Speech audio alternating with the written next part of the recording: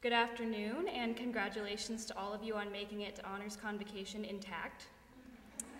Today is a time to feel proud of our achievements, and time also to reflect on all Hollins has given us. Attending this school was certainly one of the best decisions of my life, and if I could, I would go back in time and thank myself profusely for that decision. I would also relive the great moments I've had here, like the ridiculous antics of ring night or the times I've stayed up late with friends laughing till I couldn't breathe.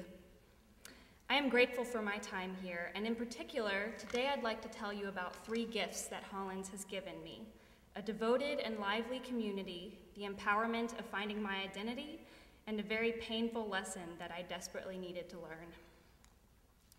There is something magical about the Hollins community. I haven't seen all the wonders of the world, but I have been to Montana, which is pretty epic. And I would still argue that there is no place like Hollins. Even as a prospective student, I knew that this special environment would be what I needed to grow, and I remember thinking, I know I need to go to Hollins if I want to become the best I can be. I didn't want to be at some random college, one nameless face among many. I wanted to go somewhere I could blossom, somewhere I could break out of my shell. And I made the right choice. At Hollins, I found soulmates. I hiked up Tinker Mountain with acquaintances and hiked back down with dear friends. I signed up for classes with teachers I'd never met before and left those classes with wise mentors. Many of you have shared these experiences with me. Many of you also know at least one member of the faculty, if not more, whose office is a safe haven, a place you can go if you need to cry. Many of us also have plenty of friends we can call if we need help of any kind. Here at Hollins, we find our niche. We find our people. Everyone has the opportunity to belong. And though I have always thought that we have an amazingly diverse campus full of friend clusters and clubs, I found that Hollins is a campus of tolerance, a campus of respect, and a campus of love. We share a feeling of sisterhood here, a sisterhood that becomes palpable on occasions like ring night and first step, a sisterhood that becomes unbreakable at graduation. We want each other to succeed, and we have a stake in maintaining the magic that is Hollins. Every time we sing, I love you, Hollins, we show our inseparableness as a community. My stake in that community is what led me to Hollins' second gift, identity. As first years, we wondered if we would find our place here. Then suddenly we realized we'd become a part of something. Our studies and extracurricular activities opened new doors. At Hollins, we take classes in subjects we've never heard of or join clubs just to try them out. And in taking classes and joining clubs, we discover new life passions that give us determination and drive. Hollins also provides us the tools and knowledge to pursue those passions. Without constraints, here we are free to grow into women who will change the world. But rather than daunting, I find that expectation empowering. We are taught here to reach for more, to seek something better, to dream of what's possible, and to turn ideas into action. We are taught that we can make a difference. And somewhere during all this exploration and discovery, we become the face of Hollins.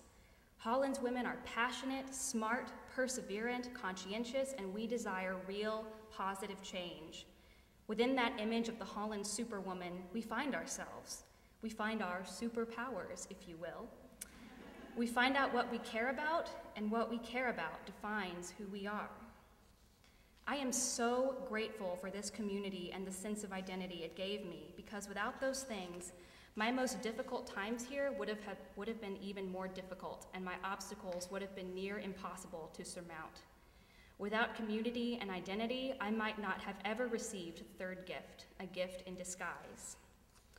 The third gift from Hollins was a lesson I badly needed to learn, and learning it was painful and hard. This lesson arose from Hollins' greatest strength, which is also, perhaps, its greatest weakness. This vibrant community is packed full of things for us to do, learn, try out, and explore. And one thing I know for sure is that anyone who loves life and wants to make the most of that life will probably end up taking on too much.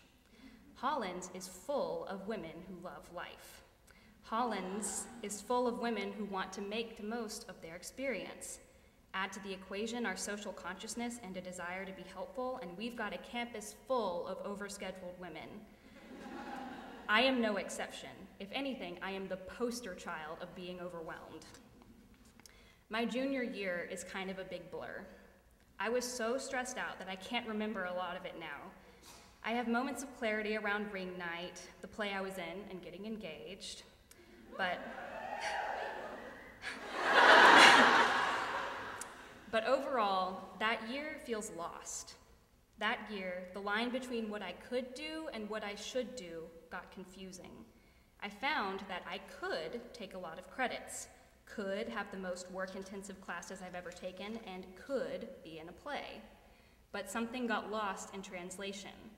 At some point, the fact that I could take on huge loads meant that I should take on huge loads, which begs the question, where is the line between what you're physically able to do and what is good for you to do?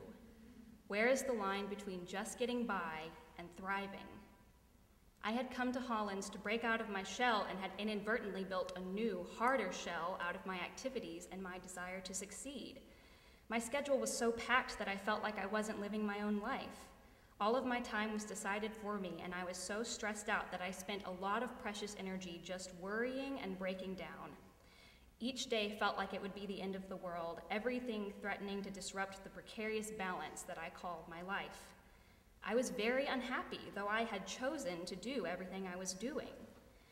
The message I had internalized was that college is the time to be sleep-deprived and overwhelmed, a time to struggle. Essentially, that college was the time when I was supposed to be unhappy. But I just couldn't accept that there was any time when I was supposed to be unhappy. Therefore, I turned to positive reinforcement. You can do it. You are capable of so much more than you think you are. And it was true. I could do it. But I felt like it was killing me. I have always been notoriously unable to choose. What can I say? I love life and want to get the most out of it. For me, this translates into wanting to do and be a part of everything. But in order to get what I truly wanted, I needed to spread myself less thin. And that, truthfully, is a lesson that I never managed to figure out on my own. Instead, I was forced to learn that lesson when I had a seizure in February, which I believe was the result of my exhaustion and being spread thinner than rice paper. The seizure made me stop what I was doing and look at my life, and I think it was the only thing that could have made me do that. It scared me, it surprised me, and it wiped me out.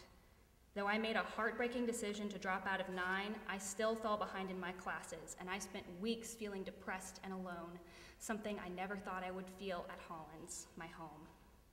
It took all that to show me that I already had plenty to do and that there is always plenty to do without taking on the extras. I learned that I need, from now on, to identify what is important, pursue it, and eliminate the rest. I think the hardest element to overcome in solving this problem is separating what you want from what you need. What I want is to be in every play, to go to club meetings, to take every interesting class I can fit in my schedule, to help every friend who needs me, and to sign up for every on-campus event. But what I need is to learn, to feel engaged, to have time to enjoy the feeling of being engaged, to have time to explore at my leisure the ideas that pop into my head. I need time to do yoga, take care of myself, eat, and sleep. What I need and what I want don't go together. There just aren't enough hours in the day. I had to learn that loving life and wanting to live it to the fullest, these things require time to rest, reflect, and be free. Taking on too much doesn't make your life fuller, it makes it a blur that you'll look back on and wish you could remember better than you do. This was the hardest thing I've ever had to learn, and learning it cost me a lot. Not learning it would have cost me even more. I'm still not very good at taking on less, but I'm working on it. And if there were any advice I would give to all of you, it would be to do less, enjoy more. Ask yourself what you really want, what you need, and do only what it takes to get that. Don't look at free spaces in your schedule and assume they should be filled. Without any free space, a schedule becomes a cell and you become its prisoner. Don't look back on a year on your life and draw a blank because you were too busy to draw anything else. Hollins is a gift to all of us. Here we receive the gifts that give us strength to face life's hardest lessons. I'm grateful that I learned so much while I was here with all of you beautiful people in this beautiful place. And I'm grateful for the many wonderful memories that I'll take with me when I leave. It has been an honor to attend this school for 4 years, and it has been an honor to know all of you. Thank you for that honor, and may your own Hollins stories be full of wonderful gifts and lessons that, though hard, are better learned here in the most vivacious and love-filled place I know, better at Hollins than anywhere else. Thank you.